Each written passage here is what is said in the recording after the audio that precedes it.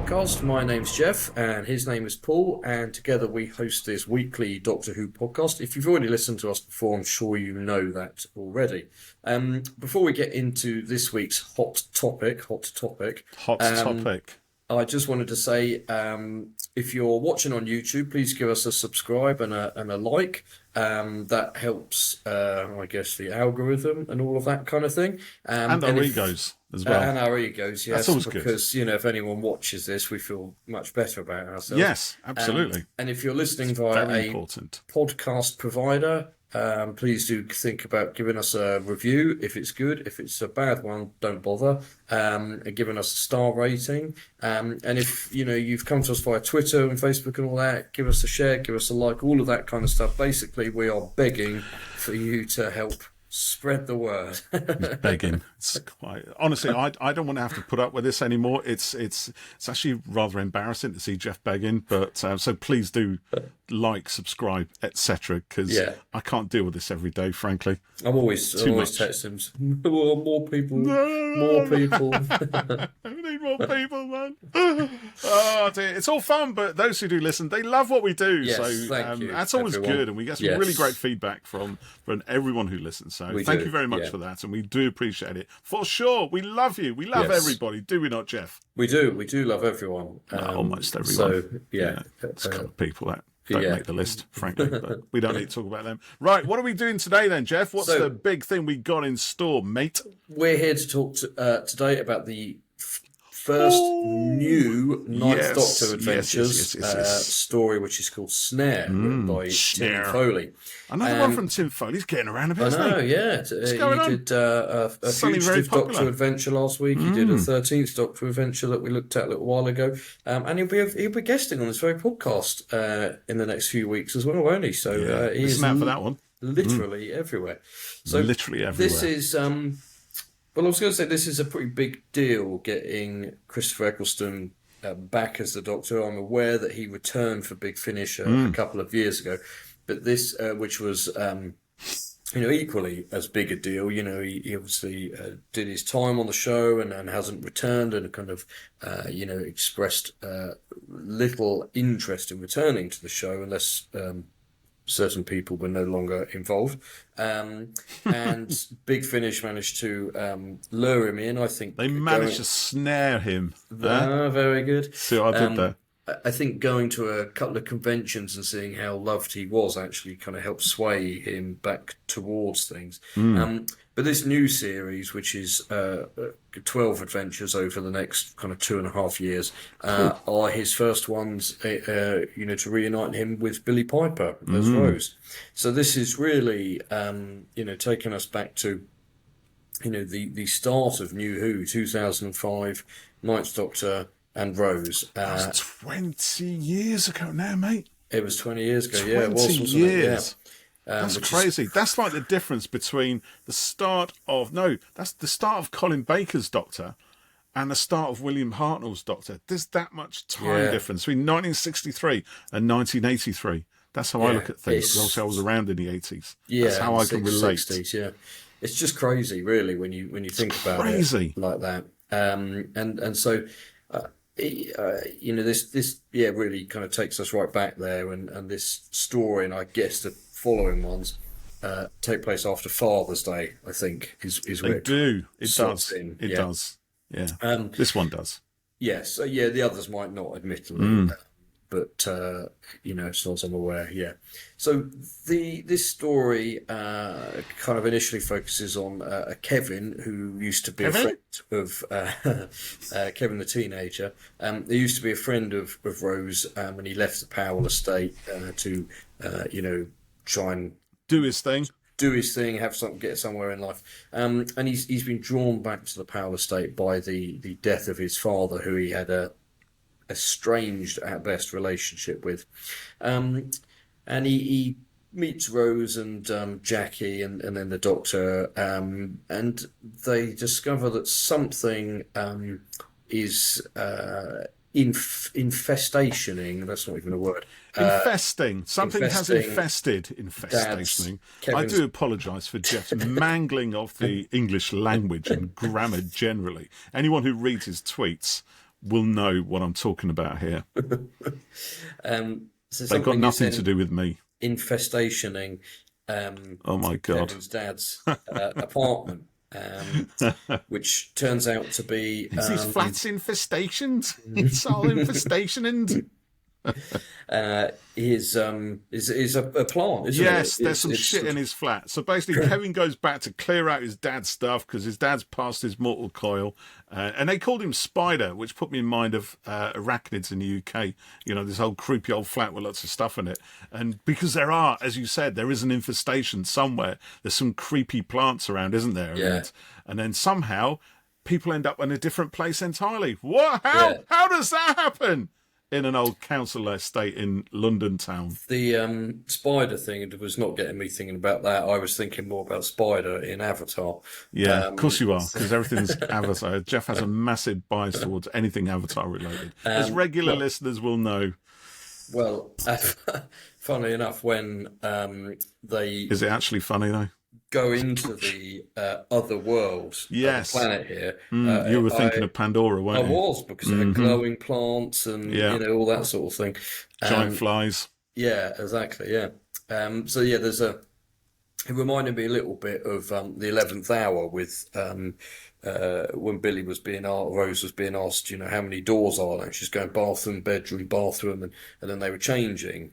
Do you remember the house that young Amelia lived in has 2 floors on the outside, but 3 floors inside? I know what you're talking about. Perception filter. So it was exactly that, wasn't it? It was a perception filter. Yeah, you can't see it coming a mile off, really. But yeah, it was good. It was nicely done. Mm-hmm. So it takes them into this other planet, and it's all overgrown plant life and giant kind of insects and things like that, and of course disaster happens, doesn't it? Disaster. Kevin and Jackie and the photographer lady end up getting lost. She didn't last long, did she? No, she didn't last too long. No. To be fair though, she had to run off and do all the other voices, so that's fair enough. Yeah. Who's doing that voice? Huh? Who's doing that voice? What? She was doing the giant fly voice, the alien voice. Oh yeah. Okay. She's doing that as well. Hannah Brown. Yes. Yeah, that's her. Yeah. And then of course the Doctor and Rose have to go in and save them.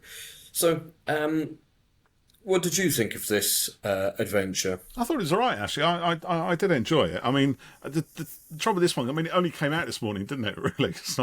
Because I pre-ordered it, right? Yeah. Like last night, really, because you said, oh, let's do this. I was like, okay, then. Get some cash in the bank, pay for this thing, and download it, and then somehow find time to listen to it within like the space of a couple of hours. But I did manage to do that, and I was quite proud of myself. But the problem is I was kind of working as well, so I had it on in the background, so I wasn't giving it my fullest attention. However, Mr. Jeff, it did manage to grab enough of my attention to think, oh, this is quite intriguing. So it was all right. I did enjoy it. I think it hits on quite a few levels. It definitely felt of its era, as I think I texted you earlier. You did. It very much felt like we were back in that place, for better or worse. The thing is with that, there are parts of that particular part of Doctor Who that I love, and there are parts that I don't love quite as much. I really don't like the soap opera elements, I'm afraid. I know that was a big deal at the time, and it was one of the biggest reasons for Doctor Who being a big success suddenly, because we could have characters that we could all relate to. We could see something of various people we knew in the archetype that is Jackie Tyler and all the other stuff. And, but for me, it's like, I don't care. I don't care about any of that. I just want space. I want giant flies and weird jungles. And so give me all the space stuff and forget about all the soap opera, because I don't watch EastEnders because it's EastEnders. And I'll watch Doctor Who because it's not EastEnders. So don't give me EastEnders in Doctor Who. But that's just me. I know people love it, and I'm sure they will enjoy this if they do like that kind of thing. So that was pap. The rest of it was pretty good. Well, and that's fair enough. I think, everyone has, eras that they like, of course. It's not Doctor Who like what I was brought up with in 1975 and none of that rubbish. Well, you had the Unit family, did you not? No, it weren't anything like it. What are you talking about? Doctor Who always does better when there's a family unit at its heart and soul, I think. Whether that's Jackie Tyler and Mickey and Rose and what have you, or whether it's Sergeant Benton and the Brig and Joe Grant. It's quite interesting for that, I think. But not necessarily every, one of those will click with you, you're right, this felt very 2005, and I think that's absolutely the right thing for it, because that's when it takes place, and totally. A little bit like Vampire Weekend, perhaps the 13th Doctor one.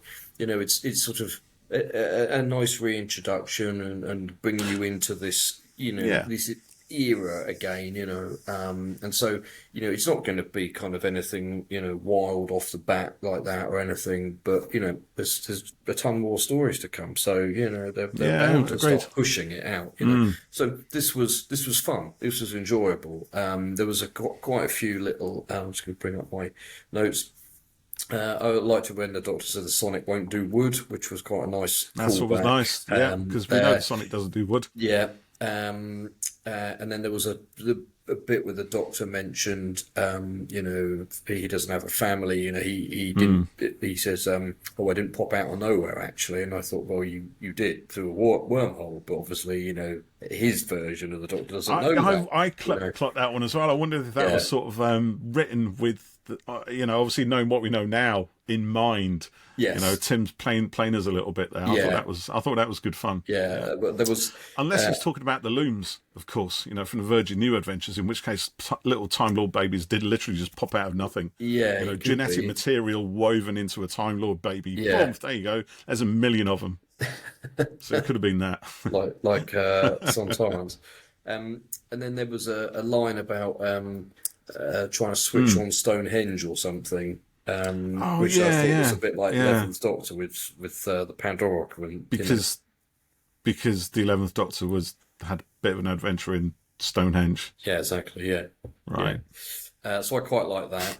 And there was also Rose was referred to as the Bad Wolf or something, wasn't she? Oh, yeah, there was all of that kind of stuff at the end, wasn't there? Yeah, so that's quite nice. The giant fly thing, or the alien or whatever, saw something in her. Yeah, and there was a whole speechifying bit about that. That's quite nice. I mean, it is nice to see those things sort of woven into it in a way, and that probably does a little bit more for that 2005 story arc than the graffiti did. If that sort of thing had been in the TV show, it might have been a little bit more interesting, but it is what it is, isn't it? It was obviously a great success, and I think they were right to actually not do that. Weird as it might sound, as I'm contradicting myself, but I think that might have been a step too far then. But Big Finish is stuff for the fans, isn't it? Yeah. Specifically, it's not necessarily. I mean, I'm sure they want to sell a load more units, but I think Big Finish do write these things knowing that a huge percentage is going to be a dedicated fan who knows Doctor Who kind of inside out. Yeah. So as fans, we love, I think, to pick up on these little things and see these little patterns and occurrences. Yeah, and it was a nice mention. Obviously, we know what's to come in their timeline, and so it fits in with all the other. Yeah, it was quite nice. Yeah, and that's an interesting point you just made there. I think that's why I make it. And anyone could pick up a Big Finish, but they are, they're aimed at Doctor Who fans. They are, quite unashamedly so, which I think is great. I think so. Yeah, you might pick. Yeah, you might see it in Forbidden Planet and think, "Oh, what's that?" But it's you're more likely to go for it. No, if you saw it in Forbidden Planet, chances are you know what Doctor Who is at the very least. That's and you're probably into kind of fantasy and sci-fi and comics and stuff anyway, in which case you probably still target audience. So yes, that's also my mum, on the other hand, no, they could market whatever they like to my mum. She wouldn't listen to it at all. Never in a month of Sundays. To be in Forbidden Very Planet. unlikely. Yeah, and the weird thing is, if she'd have watched 2005 Doctor Who, I reckon she'd have kind of got into it. Really? She didn't watch it because she didn't know it was on. She didn't care. But if she had happened across it, it might have gone some way towards ensnaring her, perhaps. For now. Actually, I doubt it. I'm thinking about it. It's very hard nut to crack, my mum, for this sort of stuff. Years I've had to put up with her ridiculing Doctor Who.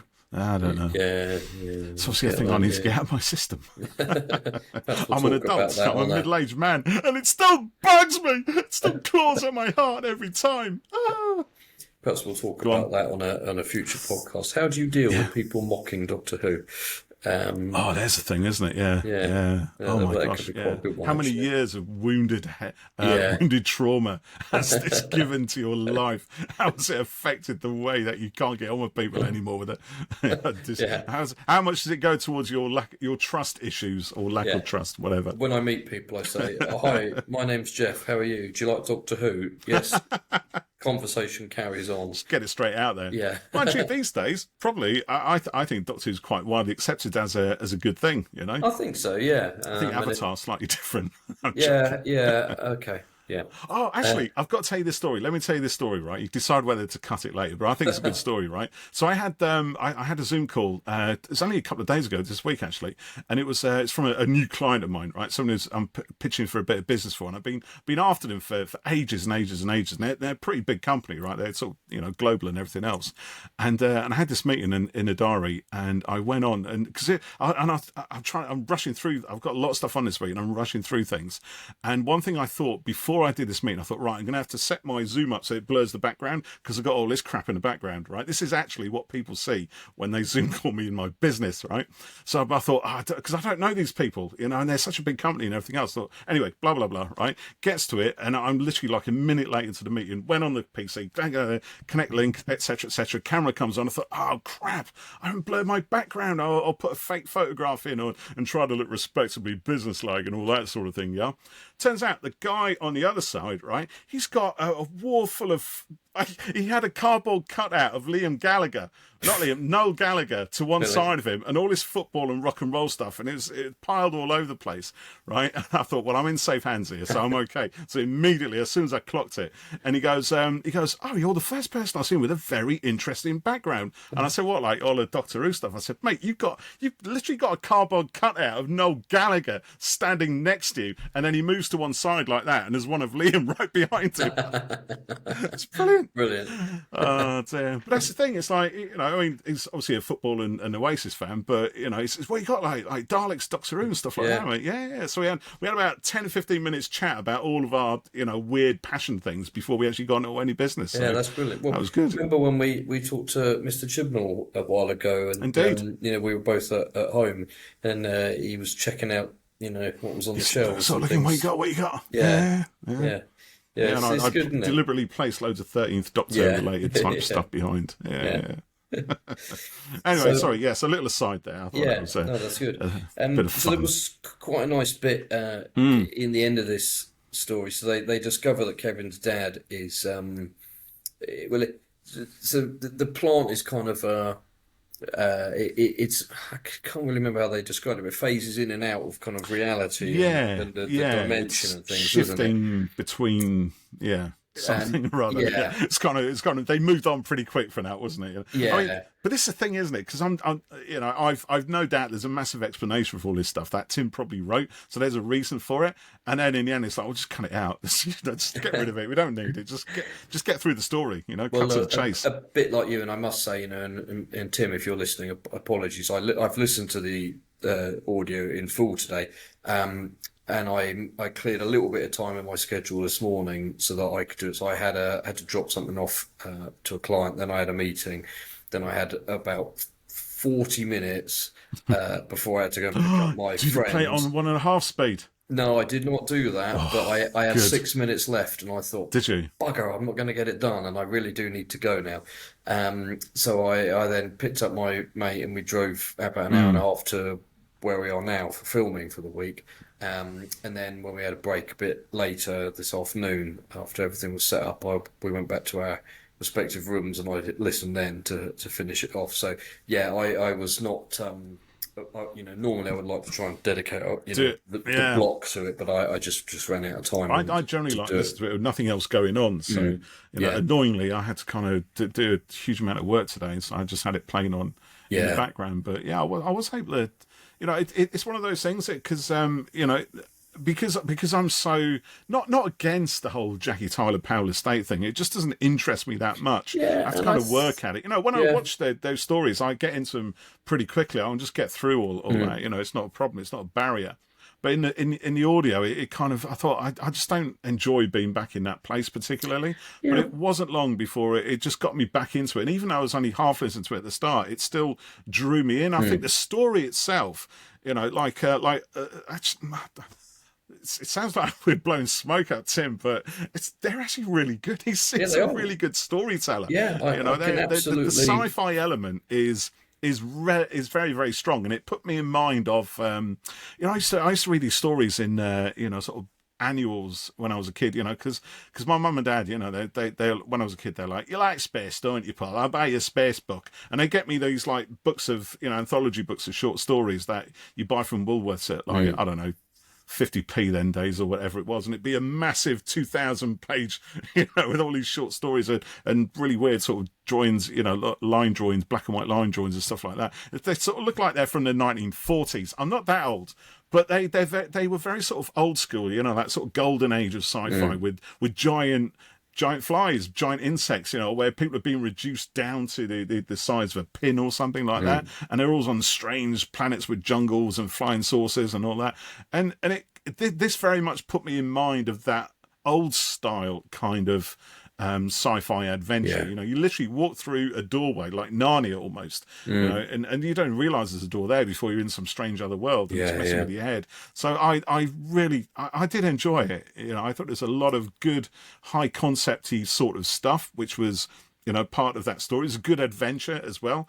There was a lot of great Doctor Who moments in there. You know, we've already said that one of the characters, she doesn't make it to the end, at least not as, you know, who she starts out with. And it was great. You know, it's like, you know somebody's going to be collateral. Yes. And Tim gives us some really good collateral in this. You know, she buys it, sadly. And then on the other hand, there's all of that stuff plus the you know, the 2005 series trappings, but there's also a really nice chunk of character stuff in there as well. And in particular, the stuff about Spider, Kevin's dad, which is brilliantly done, you know, because obviously not obviously, but Kevin's dad had issues. He was a bit of an outsider. He was a loner. I think Rose at one point calls him he was a weirdo or something like, you know, he didn't sit well in society. He obviously had a lot of mental health issues and nobody knew how to deal with them. And I think Jackie and the Doctor both make these points towards the end of it as the truth about Spider's situation starts to come out. And there's a great moment where, because these plants have been in his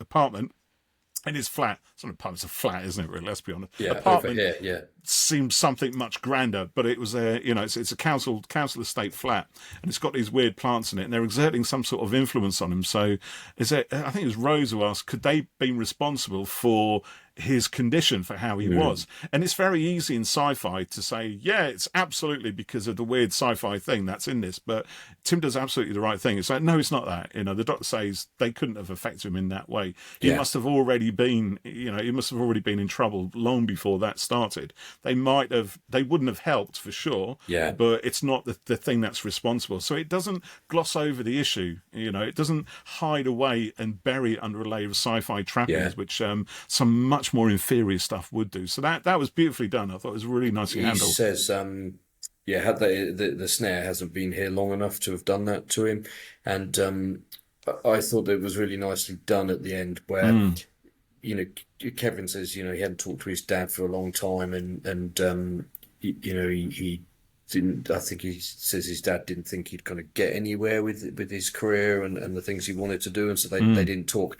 And then the MacGuffin of Jackie's radio that the Doctor has adjusted comes back into play at the end, and because Kevin's dad, you know, the sort of Snare planet environment has been kind of pushed back out into space, and he didn't want Kevin to see him like that, but the Doctor enables Kevin's dad to hear about Kevin's life. He gets Kevin to talk about it. So he knows that how his son really felt about him and stuff. And I thought that was really nicely done. And, you know, of course, coming, you know, sequentially after Father's Day, you know, it ties in quite nicely with that, which I thought was clever.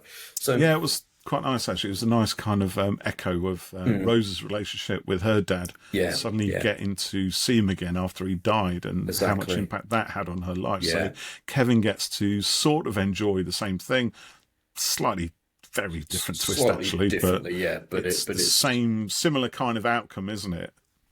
Yeah, and I thought that was really nicely done. And I think, overall, this was a really good, first episode in this series.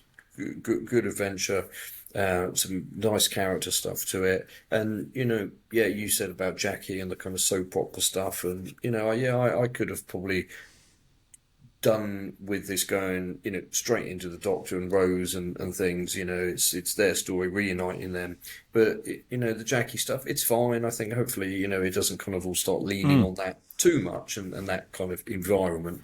But I think whatever one's feelings there, the story itself is absolutely strong enough. And Chris and Billie, just brilliant. They both sound just like they did back then. There's real, you can tell they're into it, and I think that's really great. They slip straight back in it. Thinking about really Jackie Tyler thing, it's I think the great thing about Jackie Tyler is not, I don't like all the things like, oh, do you want chips and egg with that or something? And her downstairs, she's been knocking about again. I honestly can't stand all that stuff. I know people do that. It's a bit of comedy, but it's I don't think it does her character any favours particularly, but that's just me being an absolute elitist snob. So that's fine. I can live with that.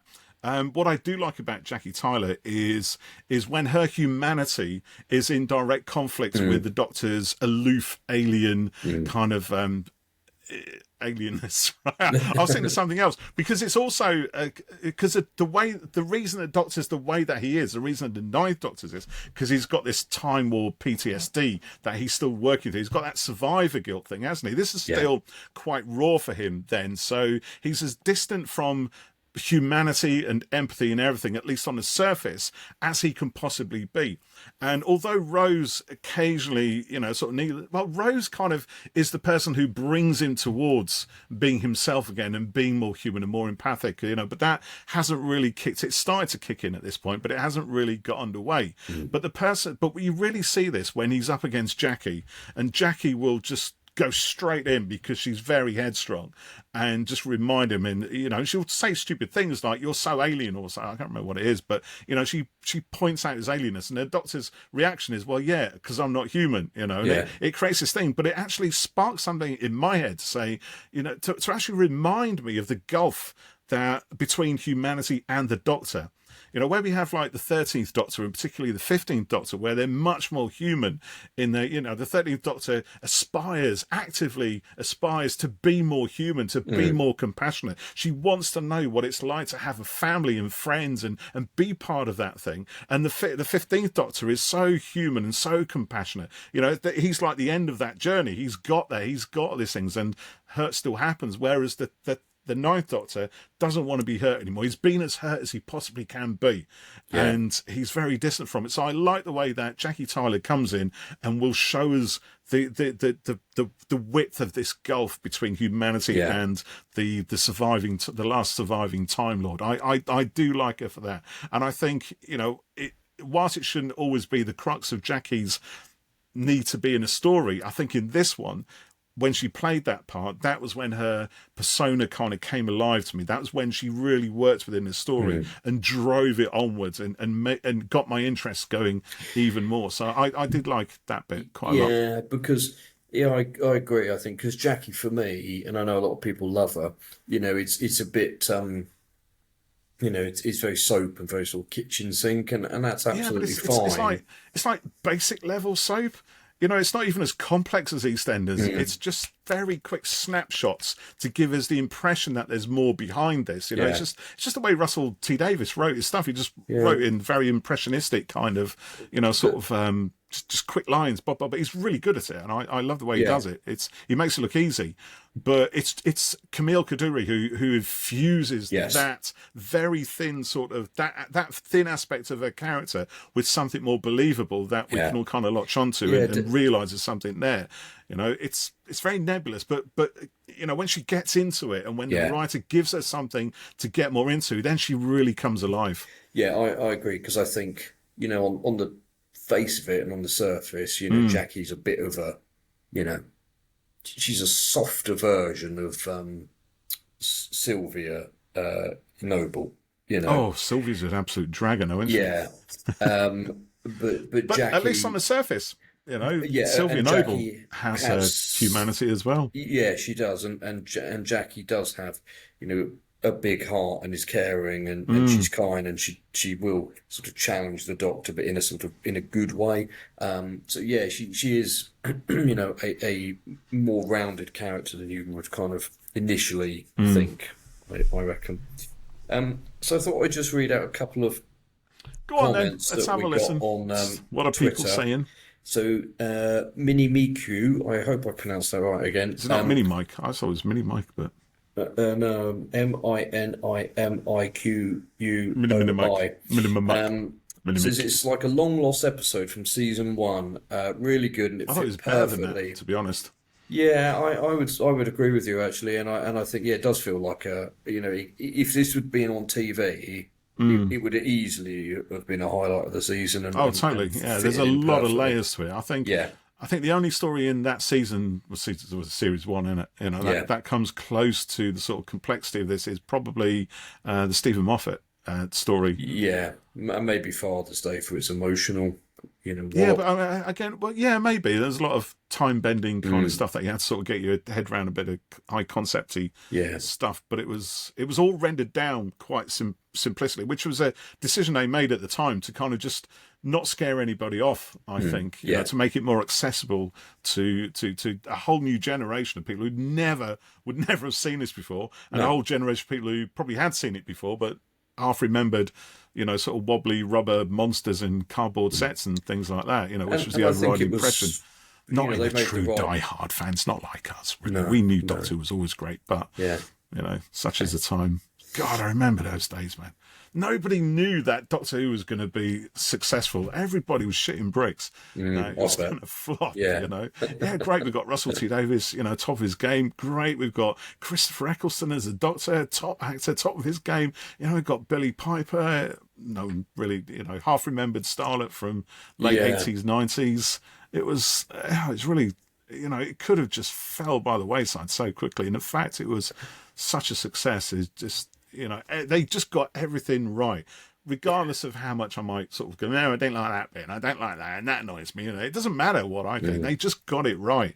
And, you know, I watched that series, and I can say, well, you know, could have done better there and that, but it worked, and that's all that matters. You know, it just worked. And this, like you said, Jeff, just fits right in, and actually in some ways kind of elevates it as well, because, you know, this story doesn't have to, in that sense, prove itself. It sort of does in a way, because it's the first, as you know, the first Ninth Doctor and Rose adventure. So it does have to kind of, I suppose in that way, it does have to sort of prove itself. But to a dedicated audience who already get it, you know, that's a slight difference, I think, to, you know, to the 2005 series. So I'm just babbling now. Take over. Go on, I'll sit down and shut up.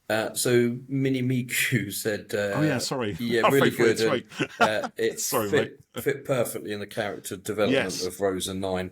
And Owen, who's at Whovian Life, said, incredible. I loved it so very much. It felt like I was back in 2005 all over again.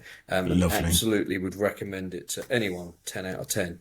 And DW fan 91 just simply says, I liked, with a thumbs up emoji. And the Tin Dog podcast has just said an hour ago they're listening, so I'm just going to quickly tweet them and say, have you listened to it? Yeah, what do you think? We are recording right now. What do you reckon? Was it good? Did you like it? So I let's thought it was see fine. if they reply. So yeah, I'm quite excited for what's to come on this Well, you series. sound excited, man. I've The literally never heard you sound this excited in a long time. the It's just not next Avatar Fire and Ash overflow, so to speak. it could be, yeah, it could be When's that the coming out? It's got to be December November or 19th. something, is it?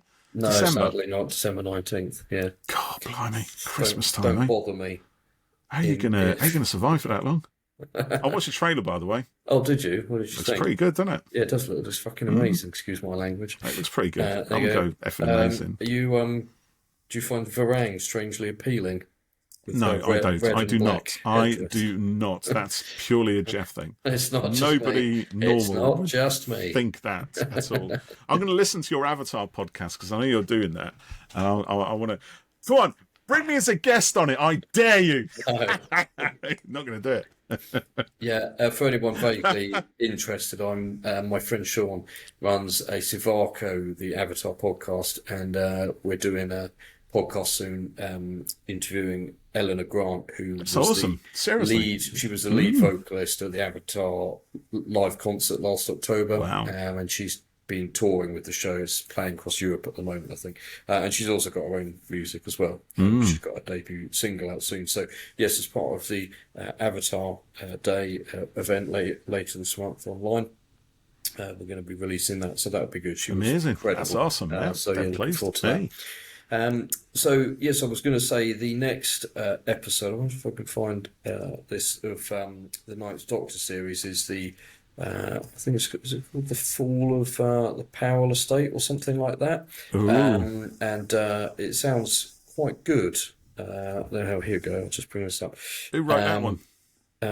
This was, hold on, just looking on Big Also, Finish. just while you're looking at that, let me The tell you. Last Days of the Powell Estate, and this was there you written go. by Timothy X. Attack, I think. And don't know that. this has a spooky feel to it. Oh, that's so right I'm, up your I'm street. right up my street. Right up in the my street, future, mate. the Powell Estate is abandoned, a place the people of London dare not enter. Ooh, So that's that giving me sounds- 28 Days Later vibes Yeah. already. Just on Yeah. that one line. That's the pitch, isn't it? That's the Yeah. elevated pitch. Bang in. Yeah, I mean, council estates are great for that sort of stuff, aren't they? Because Yeah. they're quite scary places anyway, to be honest. Yeah. Even when they're inhabited. Yeah, so Timothy Attack wrote I've some lived other in many. Ninth Do Doctor not fear. stuff as well. Over the years. Yeah. Let me just tell you also, because it's quite a big thing, that this is the very first Ninth Doctor story on Big Finish I've ever listened to. Oh, is it really? Yes, it Oh, is. good. Yeah. Yeah, I mean, they're great. I've listened to a few of the other ones where it's just Nine travelling on his own.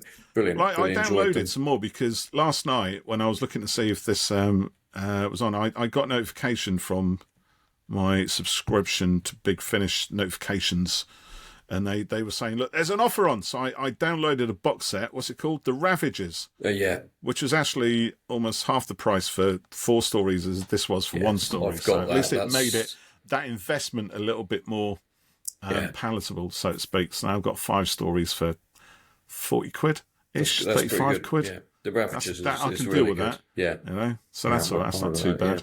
Yeah. Right. I should sign off because Well, you sound a little bit more lively, a bit more excited than it. Right, I'm sign off now. No, So Jeff has I'm a at different work this background week. as Yeah. the more observant people would notice, because Jeff is not at home right now. I'm Jeff's not, in the no. middle of flipping nowhere. Yeah. Just I'm live streaming. and all he's got to an look event forward for a to week. is a knackered old hotel, and he's trying to get out before the pub shuts, so he can flick off down the pub and get a last round in There's before they none close. open. No, but They're not open? I'm no, they're all shut. So I'm using a function room here, and I need to Oh, my be God. out reasonable It's time. like you're in the place where they did the what was it called with the big 9-1 the bull thing? What was that? The one in the hotel, which is really creepy with the creepy ventriloquist doll. What was that called, Jeff? God complex. God Complex. Yeah. There you go. Yeah, that's where you are. Yeah. So be careful when you're or The Shining. You'll see some creepy twins. I've been to the hotel from The Shining. Yeah.